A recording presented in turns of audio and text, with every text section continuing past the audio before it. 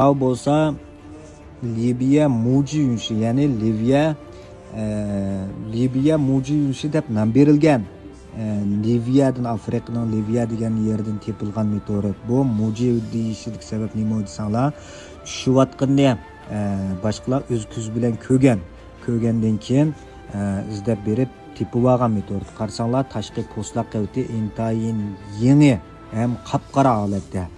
Ko'pincha meteoritlar yer shariga tushgandan keyin yimirilishi tez bo'ladi, ham yillarning o'tishi bilan datlish ig'ir holati bo'ladi. Andan keyin qap-qora rangi bir xil sog'uch holatga o'tib ketadi.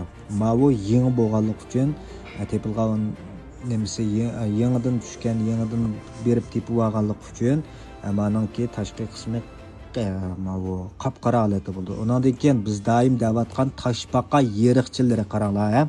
Toshbaqa yeriqchilari degan mushu holatda bo'ladi. Bu nima sababdan bo'ladi desanglar, meteorit osmondan tushayotgan vaqtida intayin yuqur gradus bilan buning surati intayin tez bo'ladi. Eng odatdagi mangan tushayotgan meteoritning tezligi zambirak yassining 15 yassiga barobar keladi degan gap. Tezlikni biladigan do'stlar mani his qila olasizlar, o'zingizlar bilasizlar. Demak, shunda tez, uni bilmaydigan do'stlar bo'lsanglarmi, meteorit aqar yulduz deganlarni ko'rgan, nurg'un odamlar ko'rgan. Ko'zinglarni yumib ich bo'g'icha bir yoq ketib qoladi yoki yo'qolib ketadi. Demak, uning surat intayin tez. Demak, shunda tez kelayotgan narsa bo'lganligi uchun toshmo shuning havoning besimiga berdoshlik berolmay erib ketadi degan gap. Ergandan keyingi tushgan tashqi po'stloq qavat mavi qor tug'an yeri. Endi keyin mavi yeri ketgan yeri nima sabab desanglar, tez suratda shunda qiziq narsani tez surat suvga vaqtida mushunda ishtik yerilib ketadi. Bu nurg'un tajribalar sizlarning turmushingizda nurg'un qitimlar uchraydi. Shunda qiziq narsani tez suratda insonga yoki suvga yoki mushunda sovuq muhitga kelsanglar, nimaninki ishtik tez muhit o'zgarishining ta'sirida yerilib ketadi. Mush meteoritmi ashunda holat bo'ladi bu.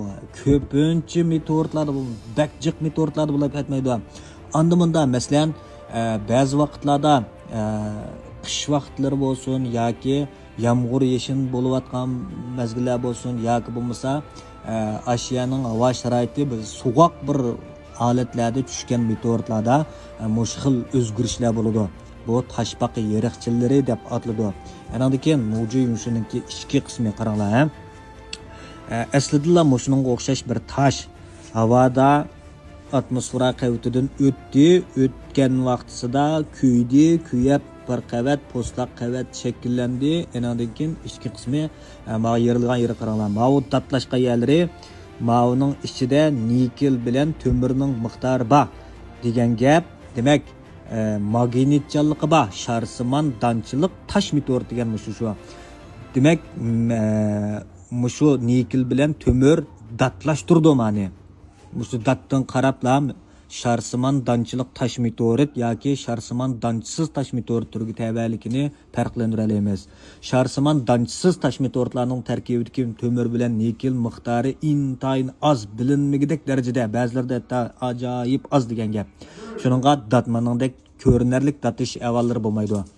Mushunga diqqat qilsanglar bo'ladi. Meteorit havaskorlari yurak berib saqlab olgandan keyin, meni qo'shilmagan do'stlar qo'shib olgandan keyin inkas rayoniga qo'linglardagi tashlarni avatib qo'ysanglar, bizga yarsa biz oladi, boshqalarga yarsa boshqalar oladi.